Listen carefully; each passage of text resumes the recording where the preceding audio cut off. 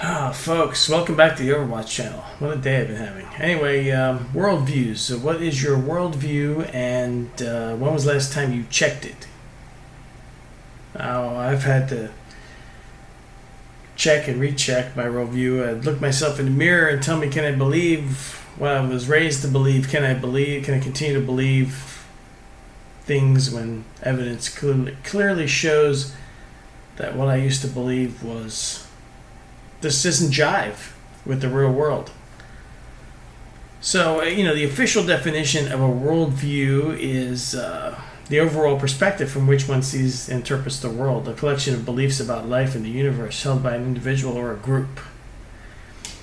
And, it's like your own personal model of reality. It's what your model of reality is. Now, a model of reality, a model of scientific models, like a theoretical model where they take the known stuff and they toss in some theory and they create a model of how they think something works when they're not sure. And there's a lot of things about, reality that we don't know. But we'd like to be sure. So if you're an atheist who gave up on atheism and became religious, or if you're religious and you switch to atheism, or if you simply went to some other spiritual path, how do you know that you just didn't trade in one worldview with errors for another worldview with errors? And my whole point lately has been to show that the official worldviews, the popular ones, the ones that the majority of people hold, are full of errors. I found, I listen to Skeptico a lot, the Skeptico podcast. That's one of my favorites. This is a clip from show 316. And this guy, Joe Martino, he has a website, Conscious Evolution, Collective Evolution. It's about consciousness and stuff like that. It's not actually about evolution like Darwinian evolution. It's more like consciousness evolution. So anyway, I want to play a small clip here because he kind of sums up, in a way, a lot of the things the way I feel. And he also happened to have been raised Roman Catholic like I was. But listen to this small clip here, and that'll take care of the introduction phase of this video and move on from there. It was here's how we can share experiences about this, apparent shift in consciousness that was going on in the world, where it's like, okay, people are starting to really think differently and they're looking for information. And every person that I came across or spoke to seemed to have this sort of same feeling of, there's something not quite right. There's some feeling that everybody was in this mode of sort of searching a little bit, and not searching in the sense of the forever chase for more, but more so searching as in like a curiosity. I know there's more to the world. I know there's more to myself. I know there's more to consciousness. And that is what, inspired Collective Evolution as becoming a platform and a breeding ground, in a sense, for content that would help people explore that. Yeah, that's great, and I think it touches on a couple of things that are really interesting and intersect with some of the things that we've talked about here on Skeptico. First, I really want to dig into this educational component of it, and because one of the things we've discovered on Skeptico, and my approach was just to say, hey, science must have the answer to these bigger picture questions, the kind of questions you were really faced with. Who am I? Why am I here? My instinct was to look towards science. I had pursued school and thought school was the answer. It had served me well in terms of getting a job, and I thought I wanted to make education my career. But when I got into it, as I dug deeper, I found that when it came to these big picture questions, science wasn't only ill-equipped to answer them, but they seemed to be intentionally leading me in the wrong direction and towards some kind of assumptions about consciousness that are just completely, not only completely wrong, but dehumanizing in a way that I hadn't fully understood. And did you come to a similar kind of realization, and what did that really feel like to you, that hopelessness in terms of education as it relates to consciousness, spirituality, and some of these bigger picture questions? Did you connect all that stuff at the beginning, and how long did it take you to make some of those connections? Yeah, I mean, it's an interesting question. For me, I grew up Catholic, so I grew up under the idea that, God, created, the world, everything, Jesus was sent down to save us for our sins, all this sort of thing. And so all the questions were apparently answered in the Bible. My big thing I remember asking when I was in school was asking my religion teacher, so who created God? And then, of course, right. That's a very difficult question. He doesn't know how to answer that. And it was okay that, God was just there. Okay, we could play with that idea. But, it was always that question that was just odd for them to answer. And so, by the time I was in grade, I think 7 and 8, the religion thing for me it didn't really entirely, it didn't sit and resonate fully with me. It was, I still had questions. I still wanted to explore. And of course, there's, sort of what you could say the other side to it, which is, from the scientific perspective, there's evolution. But as good as it is as a theory, and as much as it sort of covers some very interesting ground, if you truly, honestly, and I don't think a lot of people have, and often don't do this, but if you actually look at the evidence that builds the theory for evolution, it's really not that deep. It's not built on as much information as we probably would think or would like to hope that there was. And so that left me thinking, like, okay, we actually don't know. Not only do we not know much about our history as human beings on this planet and how far it goes back, but we really don't understand much about who we are, why we're here, and all these sorts of things, which is fine. I don't think we necessarily have to have all those answers. Sometimes there's excitement in the mystery of it. But yeah, folks, it took me a while to figure this out. It took me quite a while. Actually, my life up until now, until recently, right? To realize that, you got your scientists, they're materialists. This is the mainstream of science. Of course, you have some other scientists out there that understand, the mysteries of the universe are not going to be answered with materialism. But for the most part, the bulk of the scientific community is controlled by materialists and atheists. And then you have these religious people, and everybody's got their own little, everything has to fit in the box, or they have to take their square peg and shove it into the round hole. No matter what, it's got to fit in there because we said so. And so when I first started my channel, one of the people that I really admired, and I still do, he's a very smart guy, but it was ironically, I was able to de-indoctrinate myself principally because of started to analyze more and more about my raised belief in Christianity, and Gary Habermas here was key factor in helping me realize that both sides were fucked up and wrong. Okay, now as smart as he is, when it comes to these worldviews, folks, if you have one and you're committed to it, you are starting your understanding of reality from the premise of your worldview and then working your way backward. Okay? Everybody does that. So, unless you're out to check it, unless you're out to confront your own worldview, no one else can change it for you, and you're kind of stuck with it. I mean, your evidence, facts, it don't matter. So Gary Habermas here, his whole thing is proving that Jesus resurrected from the dead. And if you watched his lectures, read his books, he does it with this premise that, well, you don't even need the Bible to show this happen. Matter of fact, you can think of the Bible as a work of fiction, and still he's alleging that he can argue that this event happened. I started to think, when I'm listening to him, isn't that interesting? I mean, here's a Christian apologist saying that you could consider the Bible to be a work of fiction. But why would he do that? In debates, Habermas cleverly avoids like 99% of the Bible. He will concede it to the other side as part of his debate tactics. And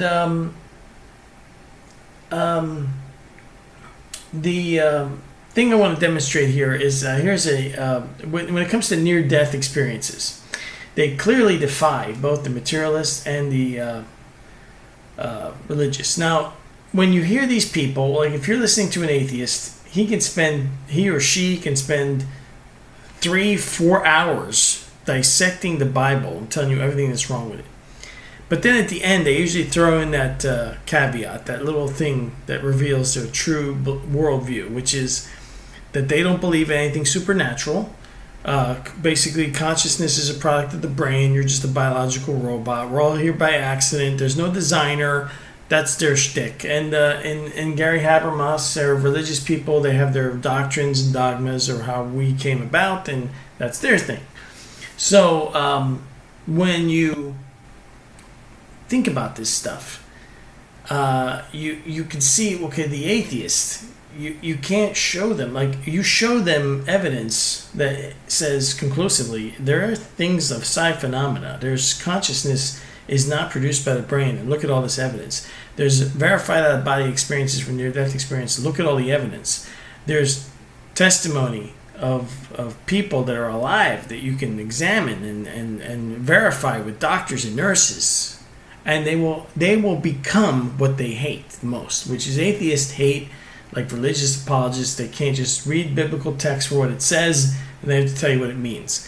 And that the atheists then go into the same mode. They go into that mode of telling you what the data means, because it can't possibly say what it says. And this is a back and forth, a perfect dialectic of fucking fucktards that it turns into at this point. Now, it doesn't matter which side you're on, unless you're not on any side. And then you can start to see the picture clearly. I'm going to play this part of this video, a small clip of it here. Dr. Gary Habermas is at this point starting to talk about an atheist who had a near-death experience.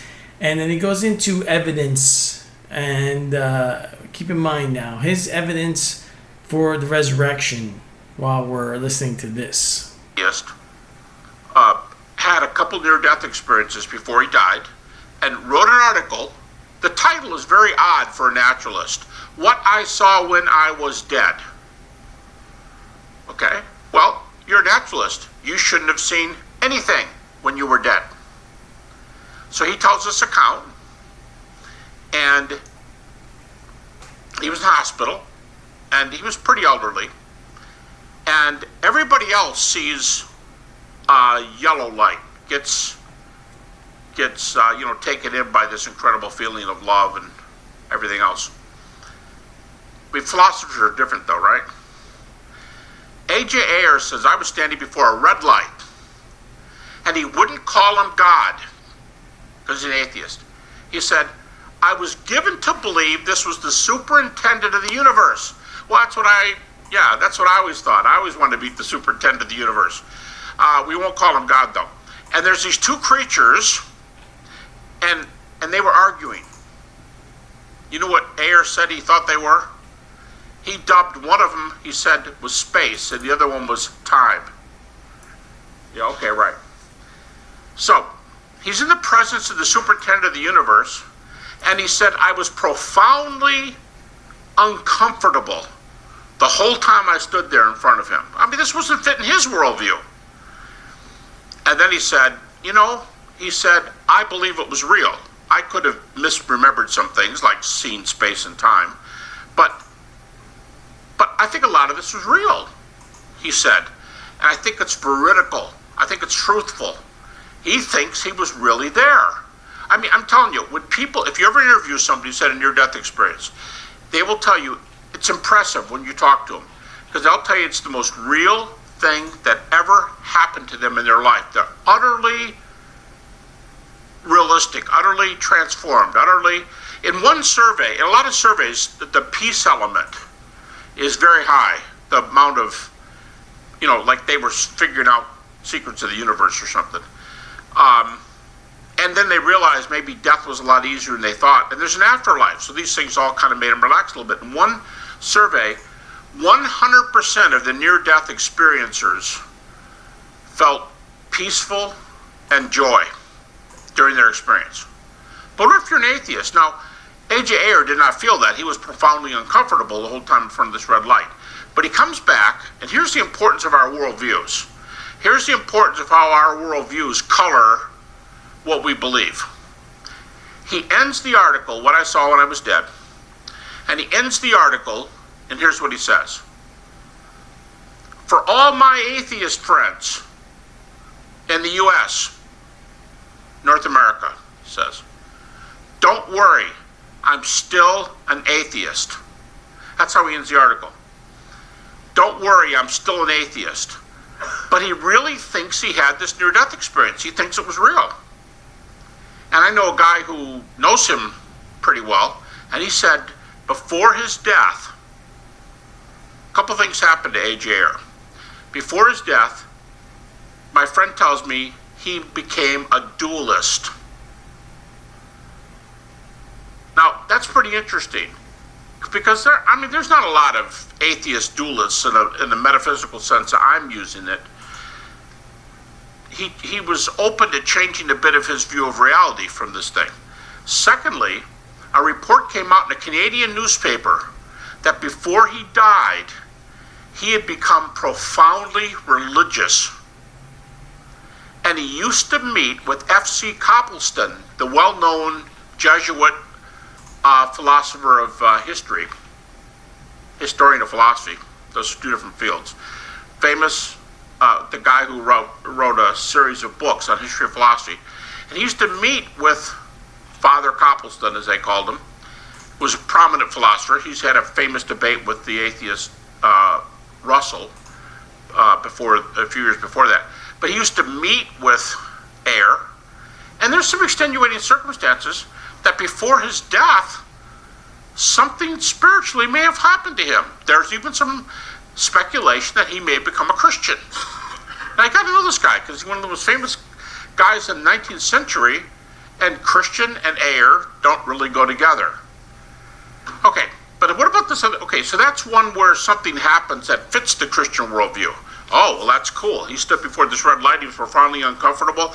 That sounds a little bit like a life review. It sounds a little bit like judgment. Yeah, that's keeping with the Christian worldview. I've got an article called, here's the name of the article, I Was an Atheist Until I Died. That's another one. All right, those kind of fit our worldview. But what happens when you have experiences that don't? When you have appearances that don't? Cases like this. Someone says, well, I'm Hindu, and I was before one of the Hindu deities. You go, okay. And I was welcomed into the afterlife, but I wasn't really ready to go, and so I came back. All right, that's a little rough on my worldview. Or what if someone says, I was told, I'm not religious, but I was told that all religions are ways to God. I thought it was pretty cool, and here I am. Now, what do we do with data from near-death experiences that seem to go against our worldview? And there's a lot of it. There's a lot of things that support our worldview. For example, almost 20% of NDEs are hellish in nature. Well, okay. It's another one on the side of what I would expect. But there's too many on the side of, there was no hell. Everybody was going to a good place. I heard the discussions. And I was profoundly affected by this light. This is probably the most common testimony here. I was profoundly affected by this light. I didn't have to say anything. The light was unconditional love. And it was incredible. It was fantastic. You're not a Christian. Oh, no, I'm not even religious. Well, you weren't supposed to see that. I did. Now you walk away thinking you should become a universalist or something, We're affected like that. Okay, so I get asked a lot, what do I do with these, the ones that agree are cool, the ones that don't, what do we do with the phenomena? And to me, it's not difficult at all. And here's the way it works. There's a lot of NDE data that something objective is going on. The person can mess up a lot of things because our interpretational apparatus is not always clear, especially when you're close to death, especially in a room where everybody's going crazy trying to read this machine and get this one and get this guy quick and stat this, and it's a confusing time for everybody. So I don't expect a lot of what you report to be factual. It'd be almost like sorting out the true from false in a dream, you know. But some of it makes sense because you can tell what your mom made for dinner 2 nights ago. And there's some other equally incredible accounts where they know the people had no measurable brain or heart activity, and they're reporting data. But what do you do with these other ones? Okay, here's my rule. And I've done some articles on this in journals, and to me, this is the most, I mean, it's an easy way to figure it out. It's just applying some criteria to these tough questions. And it goes like this. When people report data for NDEs, when they report evidential data, it's this worldly data. Now think about it. If I can verify it, it's because somebody in this world was out in the parking lot or up in the family waiting room, or there was a doctor there who was going like this, or wearing a brooch before leaving for a Christmas party. Confirmable things are this worldly data. I can't confirm Angel's name Elizabeth. I don't have anywhere to say, yeah, that meshes with my view of heaven when I was there. That doesn't fit. So all the evidence is this worldly. And maybe that's early in the experience. All right, folks, did you catch what he did there? Does anybody figure this out? Because this is what really, one of the things that really did it for me. Okay, Gary Habermas has to completely change his standards for evidence for NDEs over what he uses to prove the Jesus resurrection. He has to have a completely different standard. He has now elevated the NDE experiences that he doesn't like, the parts of it that doesn't fit his worldview, to a whole new level. But these are living people that you can question. Experiences that you can cross-reference with other experiencers. We have compiled thousands upon thousands of these cases. There are millions of people worldwide that have experienced near NDEs. That part that he said, I can't confirm an angel named Elizabeth, that has to do with an NDE case where a girl, it's an interesting one because in this particular case, the verifiable part of the experience also includes the angel Elizabeth, or a female spiritual being Elizabeth that was with this little girl who was dying, who was in a hospital. She was heart stopped and everything. She goes out of body. She's able to travel around. Her this woman appears, this spiritual being or angel who said her name was Elizabeth, showed up. And while the girl's witnessing things in the real world that later were verified by the doctor in the hospital, the angel Elizabeth is also present during these times. So here you have a veridical experience reported with a spiritual being present at the same time. But that's not good enough because, you know, some Christians say that there are no female angels. Get this?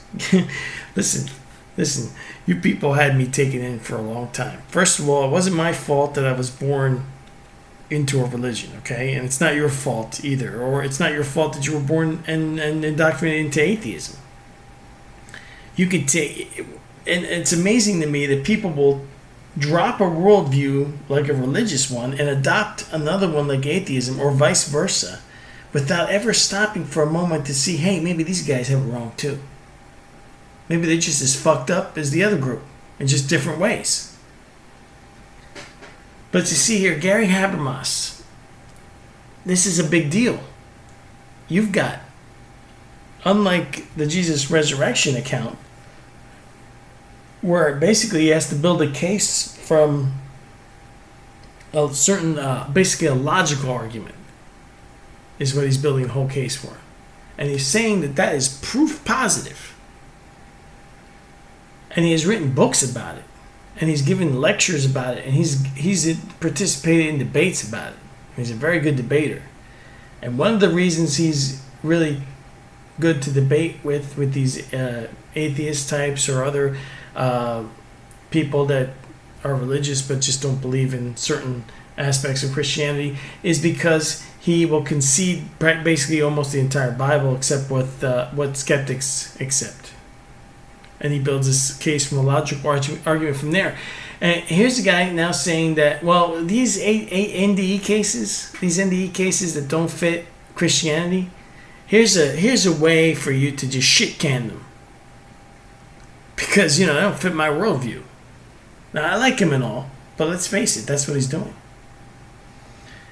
I will, of course, link to everything in the description section below. I always say that, but I never know if anybody actually goes and checks it because I never see comments like that. Oh, yeah, I watched the Gary Habermas video, or I watched this video, or, but I will always link to everything. So here's an Ayer's video from Robert Mays. He's giving a presentation here, The Importance of Vertical Perceptions in Near-Death Experiences. Atheists, your fucking shit show with materialism is over, okay? It's been over for a long time. You guys are in just as much denial as you guys can sit there and logically pick apart the Bible, but you can't look at your own shit. It's amazing to me. It's fucking amazing. Yeah, I'll link to this video. It's very interesting. I'm not going to play any clips on it. Crimes of reason. That's what a lot of people do with their worldviews. Crimes of reason. Just a book I'm going to consider reading soon. So I've taken on the Book of Revelation recently quite a bit, and I'm not going to stop. As a matter of fact, I'm tossing some of that in today in this video. I don't understand how hard okay, I know where you guys are coming from with your end times. Okay, I know where you guys are coming because you had me sucked in for a while. You guys had me sucked in. I was fully in this. I gotta figure out how Genesis means the creation. I gotta figure out Revelation. Gotta figure this shit out. Okay, listen to me. Okay, the first key to unraveling this book is that it was every end times in the Bible prophecies. It is clear if you take it in a totality of all of it, including Jesus telling his followers there, before your generation is over, before this generation ends, you'll see me coming back. Except that was a false prophecy, right? All of these prophecies are designed, they're obviously, just read what it says. See, the problem is that you get into this apologist mentality when you believe this stuff and you adopt it as your worldview.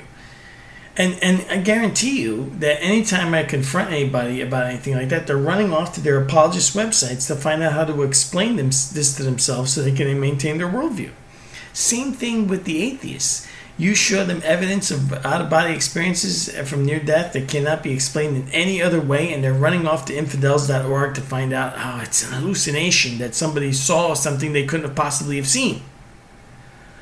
Same thing here. The end times in the Bible is clearly written at the time to the people it's being written to instill fear and to instill imminentness to the end times. It's going to happen soon. It's coming. You guys better be ready. We're pulling this religion together. Everybody get your shit together. Things which must shortly come to pass. You can read this in any translation you want. And it's happening soon, 2,000 years ago. Look, I am coming soon. How dense do you have to be? Yes, I am coming soon. Amen. Oop, damn it, I closed one. I'll never know what that one was now. I spent time following. I am coming soon. Revelation 3:11. Quickly. Soon. Coming. So continue being strong in your faith because this is going to happen soon. 2,000 years ago. 2,000 years ago. I don't know how, you can't get... You see, the thing is, I know what you guys are going through because I was there when you guys had me hooked into this worldview. I did what you guys are doing right now. Figuring out how to get rid of that coming soon problem. You're rationalizing it away. And folks, the atheists are just as bad. They're doing it just the same thing. So you got Michio Kaku, right? You ever see... Okay, let me sidetrack for a moment here. The Mandela effect. I was asked in the comments to look at this Mandela effect, and I did. I haven't looked at it deeply, but I get what it is. I looked at some videos on it. I've looked at this website, MandelaEffect.com. It's very interesting. Now, I'm not sure if anybody else has mentioned this possibility before. And in fact, see, science knows their models of reality are fucked up. Their own experiments can't be explained, folks. You ever watch Michio Kaku? There's this 30-second clip here. I'm not going to play it because it is a copyright flag in most countries. But if you just search Michio Kaku problem infinity, you're bound to find videos that include this clip or a part of it. Their math calculations, their astrophysics calculations, their fucking models of reality keep ending in an error of the infinity error. Oh my gosh, that can't be. It doesn't, how can that be? How about this? Just like the people that try to explain the creation of the universe with Genesis, you guys are no fucking better. You guys constantly run into errors. And then you got the this Mandela effect. This is very interesting. So people...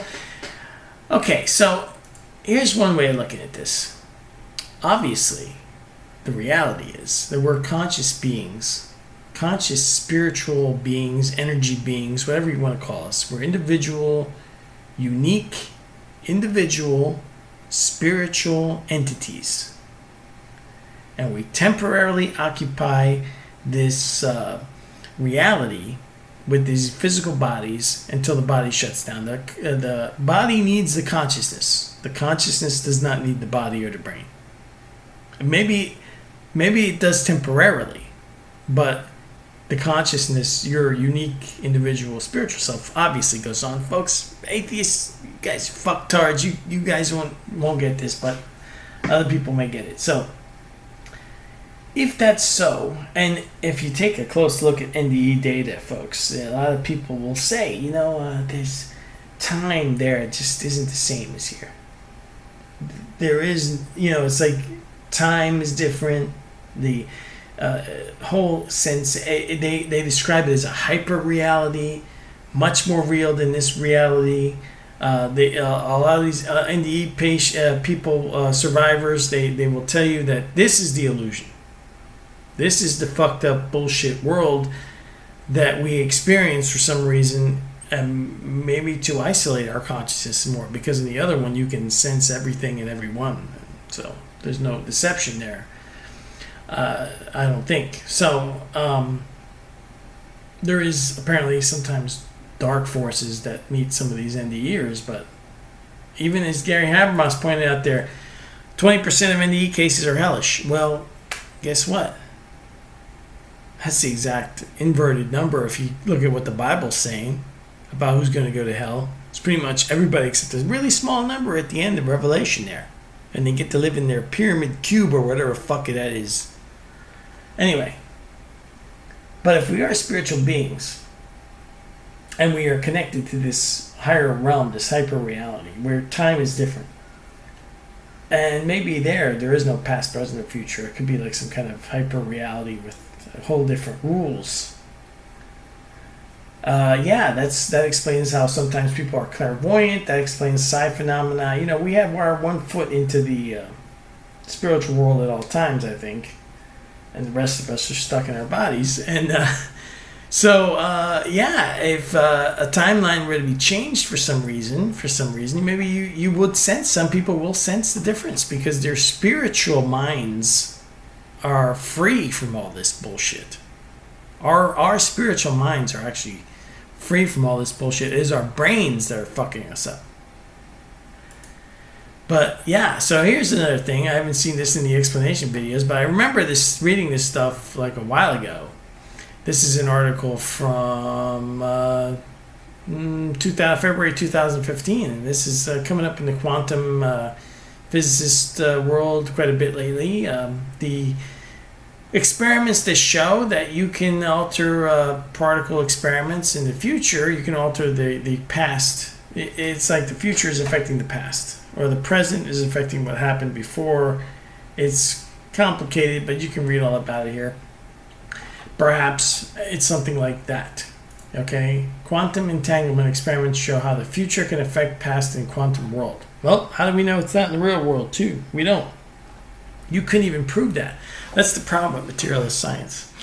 Materialist science, by its definition, is designed to operate within our material reality, which is therefore limited and cannot possibly be used to understand the non-material reality, which we obviously are connected to. So these people, they want to put the spirit on a scale and measure it or something. It doesn't work that way. You by using materialist science to try to understand the non-material, you're literally using the wrong tool for the job. We have to invent all new tools, all new ways of processing the information.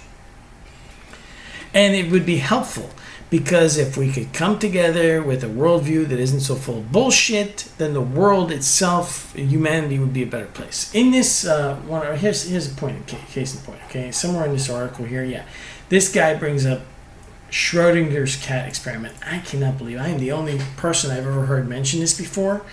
But this experiment is fucked up, flawed from get-go. Or this mind experiment. It's a mental thought, thing. The cat's in the box, and you don't know if the cat's dead or alive until you open the box and observe. It's like a thought experiment. It's never actually been done.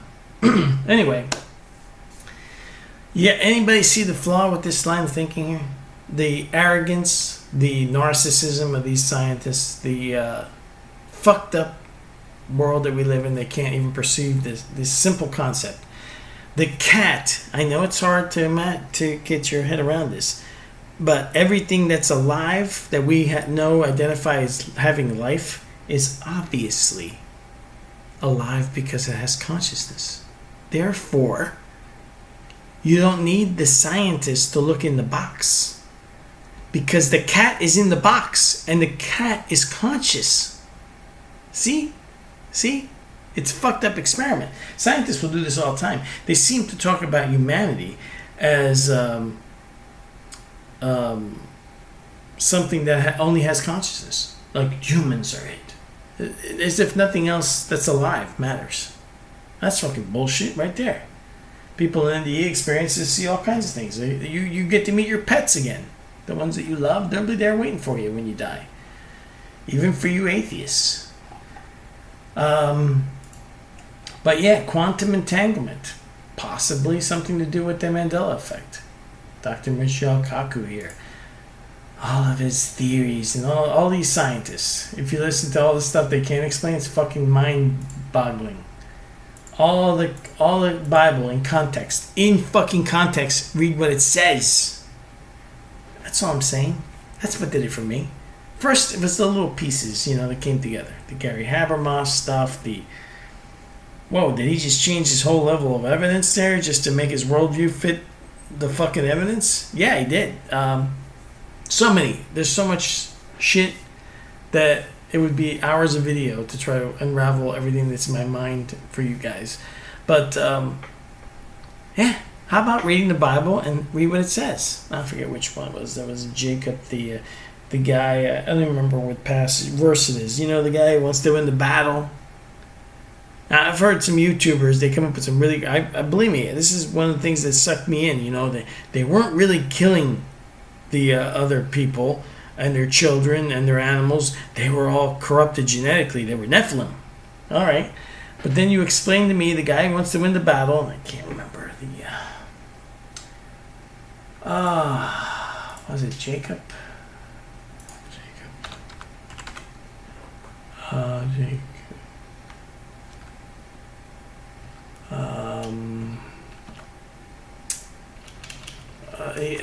damn it, I can't remember.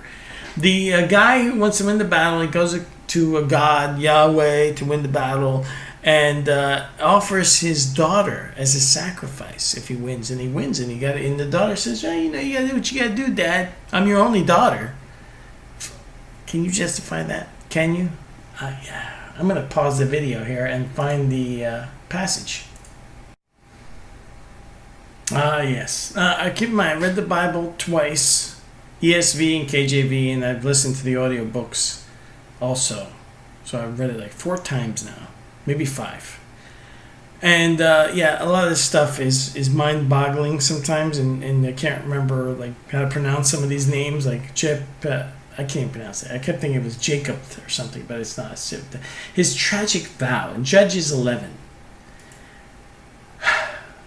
Dude, this guy wants to win a battle. First person that comes out the door of my house, I'll kill for, he's basically going to kill for Yahweh so he can win the battle. He wins the battle, comes home, his only daughter comes out of the house. Read this. See, this is what it says. Okay? Then you run to your apologist website and see how they can justify that. You got to run over to your apologist website. This is what I did. I did it for a while. I did it for quite a while, folks, before this stuff all unraveled on me, and I was able to really make sense of this stuff as the bullshit that it is. And you can go do this with any version of any religion. You can go tear apart whatever, the Book of Mormon. You take your pick. Jehovah's Witnesses, whatever, doesn't matter. The Quran, it doesn't matter. Okay, you can go and there's websites from atheists that will list thing after thing after thing, and then of course your natural instinct. Well, I got to go to the guys now that can explain this to me so I can maintain my worldview, and that's really what it's all about, folks. Maintaining the worldviews that have kept us all fucked up for so many centuries. If there was ever a plot by the elite, powerful people that are in power in the world to maintain power and fear, you couldn't do any better than this if you tried. Get people to believe all this stuff and then maintain control of everybody. So that's it. Now, I didn't cover too much about the Mandela effect, but I gotta look into it more. It is interesting though. Alright, take care. See you guys later on the Overwatch channel on YouTube, and I'll talk to you guys in the future and some new videos soon. Bye.